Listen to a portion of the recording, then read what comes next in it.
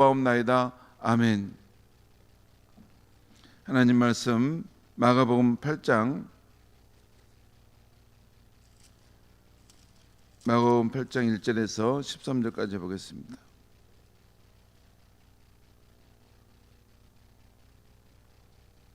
한 절씩 교독하시겠습니다. 그 무렵에 또 큰 무리가 있어 먹을 것이 없는지라 예수께서 제자들을 불러 이르시되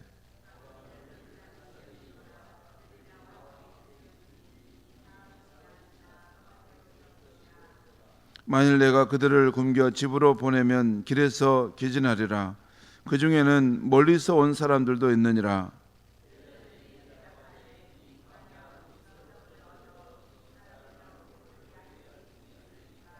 예수께서 물으시되 너희에게 떡 몇 개나 있느냐 이르되 7이로소이다 하거늘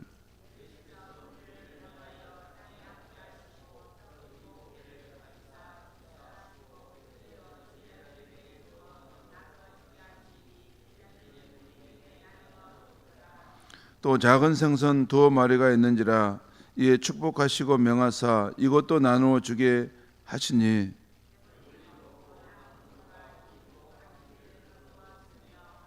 사람은 약 4,000명이었더라. 예수께서 그들을 흩어 보내시고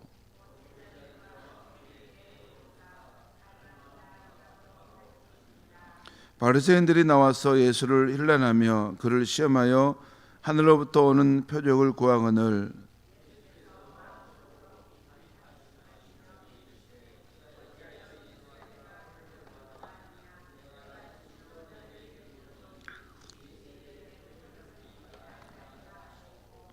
함께 읽겠습니다. 그들을 떠나 다시 배에 올라 건너편으로 가시니라. 아멘.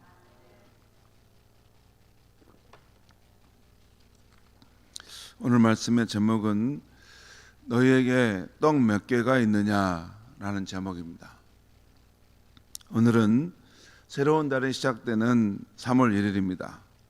만물이 봄의 생기를 받는 3월에 성도님들의 심령과 하시는 일에도 봄날 같은 성령의 생기가 가득하기를 바랍니다. 또한 오늘은 105주년을 맞는 3.1절 기념일입니다. 일제감정기 암울한 시절에 이 민족에게 자유와 해방을 주신 하나님의 은혜를 잊지 않아야 하겠습니다.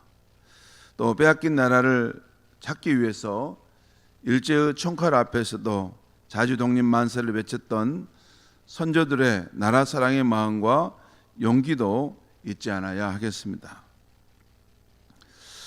오늘 아침 말씀에는 두 사건이 나옵니다. 하나는 예수님께서 광야에서 4,000명의 사람을 배불리 먹이시는 광야의 기적 사건입니다.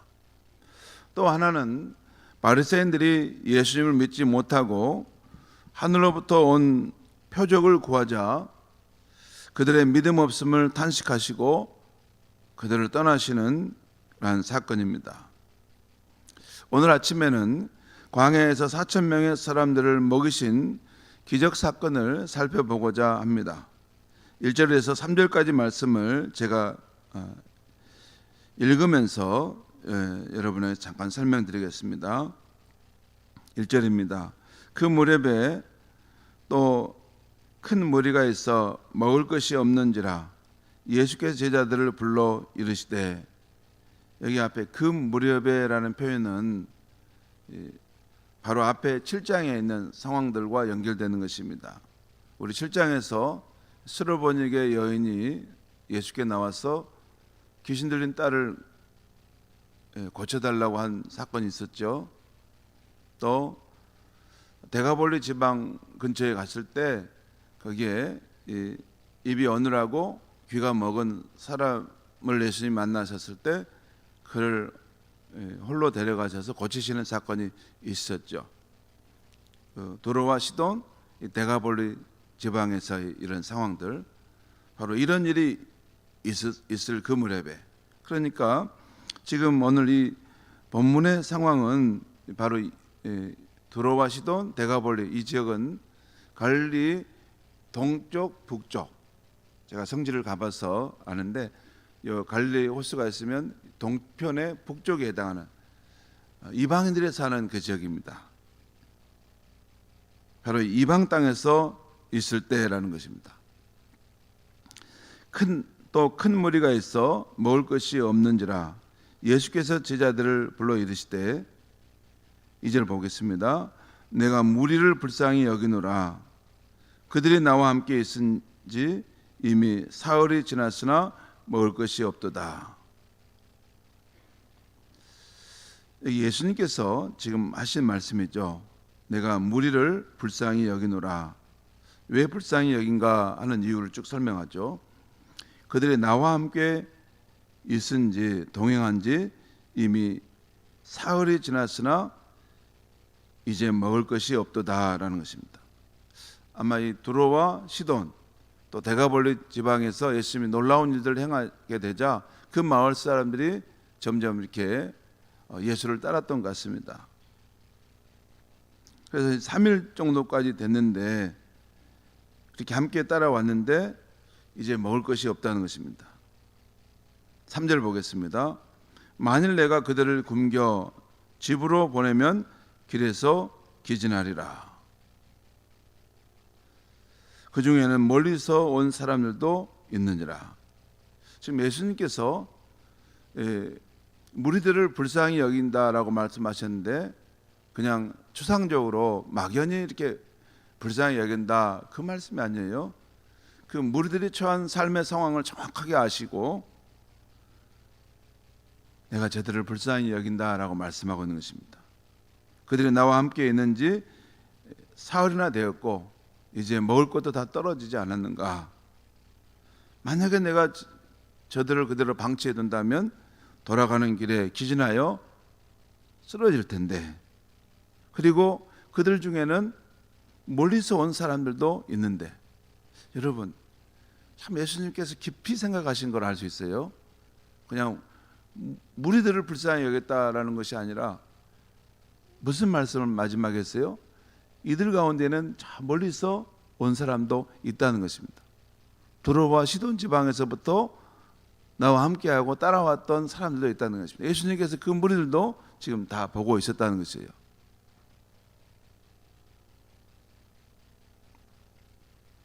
이것을 보면 우리 주님이 사람을 불쌍히 여기실 때 그 사람들의 처한 형편과 상황을 깊이 아시고 불쌍히 여기심을 보게 됩니다. 이 사람들이 나를 따른 지가 사흘이 되었는데 먹을 것이 없구나. 더 이상 그대로 두면 기진하고 낭망하겠구나. 더구나 그들 중에는 더 다급하고 딱한 상황에 처한 사람도 있는데 하는 마음으로 우리 인생을 긍휼히 여기시는 주님이라고 하는 것입니다. 성도 여러분, 우리가 예수님을 믿고 따를 때 참된 소망이 되는 것은 우리를 향한 이 주님의 사랑과 긍휼이 있기 때문이지 않습니까? 우리 힘으로 어떻게 할 수 없고 어떻게 할 수 없는 어렵고 다급한 상황에 처할 때도 우리 사정을 깊이 아시고 긍휼히 여기시는 주님이 성령으로 우리와 함께 하신다는 것입니다. 우리가 예수를 구주로 믿는 사람이면 반드시 우리가 의식하든 의식하지 못하든 예수님의 성령이 우리의 삶 속에 함께 하십니다. 이것은 불변의 진리입니다. 만약에 성령이 그와 함께 하지 않는다면 그는 예수를 사실 구주로 믿지 않는 사람입니다. 성령의 도움이 없이는 예수를 구주로 믿을 수는 절대 없습니다. 그리고 예수를 자기 죄를 회개하고 예수를 구주로 믿는 사람에게는 반드시 성령을 선물로 받는 일이 일어나는데 그의 인생 가운데 예수의 거룩한 영이 그의 삶에 함께 하신다는 것입니다. 우리의 사정을 깊이 아시고 긍휼히 여기시는 그 주님이 성령으로 우리와 함께 하신다는 것입니다. 하늘 번향을 향해 가는 우리의 순례길이 멀고 험해도 이 주님이 함께 하시기에 오늘도 소망 가운데 길을 나서는 것이죠. 저 멀리 배는 나의 시온성, 오 거룩한 아버지 집, 내 사모하는 집에 가고자 한밤을 새웠네. 저 망망한 바다 위에 이 몸이 상할지라도 오늘은 이곳, 내일은 저곳 주 복음 전하리.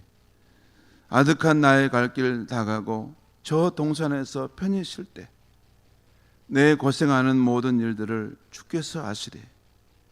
빈들이나 사망에서 이 몸이 고날지라도 오 내 주 예수 날 사랑하사 날 지켜주시리.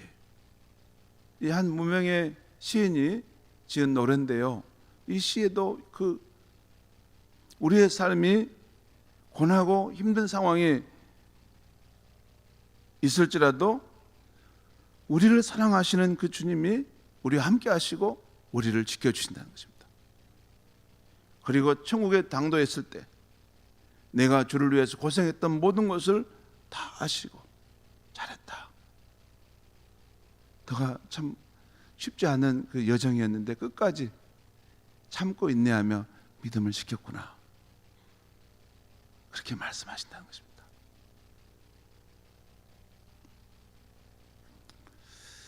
그것이 하늘 본향을 향해 가는 우리의 순례길의 가장 큰 소망인 것입니다. 다시 4절부터 5절 말씀을 제가 읽겠습니다. 제자들이 대답하되 이 광야 어디서 떡을 얻어 이 사람들로 배부르게 할 수 있으리이까? 예수께서 물으시되 너에게 떡 몇 개가 있느냐? 이르되 7 이로소이다 하거늘. 이 4절에 이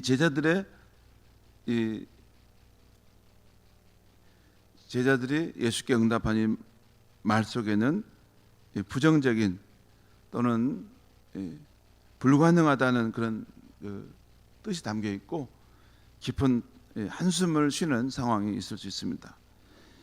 이 광야 어디서 떡을 얻어 이 많은 사람들로 배불리 먹게 할 수 있겠습니까? 여러분, 광야라는 것은 어디입니까? 성지에 가보면 광야는 사람이 살 수 있는 마지막 한계선입니다. 거기 가면 이게 메마른 나무 몇 가지들만 좀 있을 뿐이지 거기는 뭐 먹을 것도 마실 것도 인간이 생존할 수 있는 그런 상황이 안 됩니다. 그런데 이 광야에서 이 많은 사람들을 어떻게 배부르게 할 수 있겠습니까? 도저히 그것은 불가능한 것입니다. 여기에는 길이 없습니다. 그런데 그때 예수님께서 이렇게 그 상황에서도 이렇게 물으셨던 것입니다. 너에게 떡 몇 개나 있느냐? 그 다음 내용은 우리 주님께서 무리를 향해 땅에 앉게 하시고 그 제자들이 내놓은 떡 7개로 감사 기도를 드리신 후에 제자들에게 나눠주라 하심으로 무리들이 배불리 먹게 하십니다. 작은 생선 2마리도 그렇게 하여 나눠주십니다. 그렇게 다 배불리 먹고 남은 조각은 7 광주리에 거두었고 그날 그 기적을 체험한 사람들은 무려 4,000명이나 되었다고 기록하고 있습니다. 성도 여러분, 오늘 우리가 주목할 것은 제자들이 자신의 능력으로 어떻게 할 수 없다고 할 때, 이 일은 도저히 안 됩니다 라고 한숨 지을 때 예수님께서 제자들에게 하신 말씀입니다. 너희에게 떡 몇 개가 있느냐? 너희에게 떡 몇 개가 있느냐? 여러분, 4,000명의 사람이 먹어야 하는 이 큰 문제 앞에서 제자들에게 있는 떡 몇 개가 무슨 소용이 있겠습니까?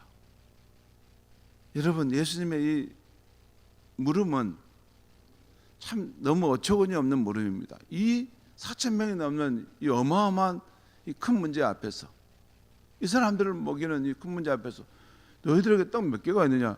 이게 무슨 의미가 있는 소용이 있는 말씀입니까? 그런데도 우리 주님은 너희에게 떡 몇 개가 있느냐라고 분명히 물으시고 있는 것입니다. 너희 눈에 보기에 비록 작은 것이라도 그 가지고 무엇을 할 수 있을까 하는 형편없는 것이라도 그것을 주님을 향한 믿음으로 갖고 가라는 것입니다. 그러면 너의 인생의 빈 광야에서 나의 부유함을 경험하게 될 것이고 결국 하나님께 영광을 돌릴 것이라는 말씀입니다. 여러분, 오늘 우리에게도 제자들처럼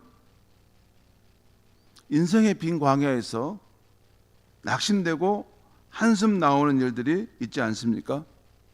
우리 눈에 보기에 가망이 없고 형편없게 보이는 그 일들입니다. 이제 더 이상 가망이 없겠구나. 이제 끝이겠구나 하는 그 일을 말입니다. 그런데 우리 눈에 보기에 가망이 없는 그 일일지라도, 그 사람일지라도 주님을 향한 믿음으로 참고 인내하며 나아가라는 것입니다. 그러면 반드시 때가 되어 주님이 채우시는 부유함을 경험할 것이라는 것입니다. 그리고 하나님께 감사와 영광을 돌리게 될 것이라는 것입니다. 너희에게 떡 몇 개나 있느냐? 그것은 우리에게 믿음을 가지고 주님을 끝까지 따르라는 말씀입니다. 기도하겠습니다.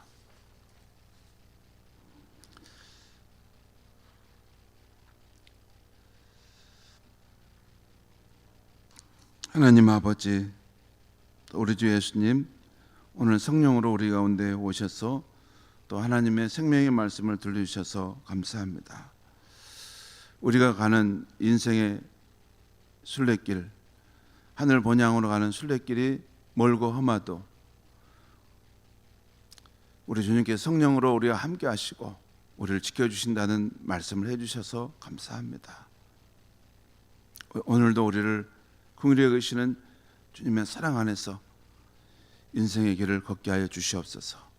그리고 우리 생각에는 가망이 없고 이제 아무 소용이 없구나라고 하는 그렇게 여겨지는 사람과 일을지라도 주님에 대한 믿음을 가지고 그 길을 걸어갈 수 있게 하여 주시옵소서.